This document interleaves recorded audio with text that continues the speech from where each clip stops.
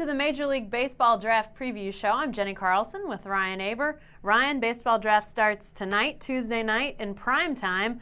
First round only today. Let's talk a bit about the biggest local prospect, a guy from Yukon High School. Yeah, Chad James is a 6'3", 6'4" kid who really has some room to fill out, and still had a pretty good year this year, throwing mid-90s. A great fastball, has a changeup that he's really developed as an out pitch, and also has a curveball that he works in with that. Abandoned a slider before the season, but stuck with those 3 pitches and had a lot of success.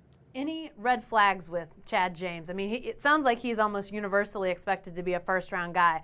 But anything that leaves anybody any question about this kid? Yeah, there's been some question about his command. That's been a little bit off at times, but really seems to have harnessed that a little bit and done well at the high school level. And obviously those guys in the minors are going to make some changes to those things. But he's a guy who's not going to be, a top 10 guy, but later, mid to late first round, he's likely to go off the board.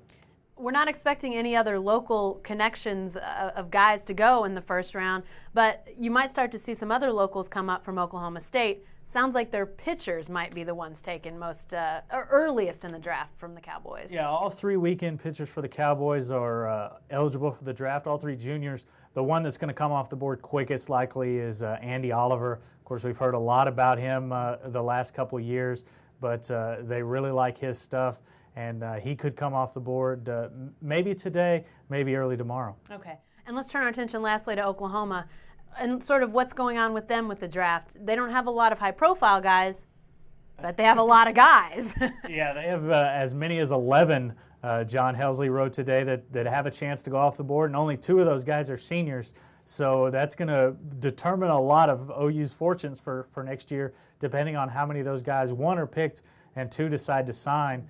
Because sometimes those late round guys might decide to go ahead and sign and get their pro career started. Yeah, all right. Thanks, Ryan. We appreciate it. Stay right here for more from the best coverage team anywhere at newsok.com and every day in the Oklahoman.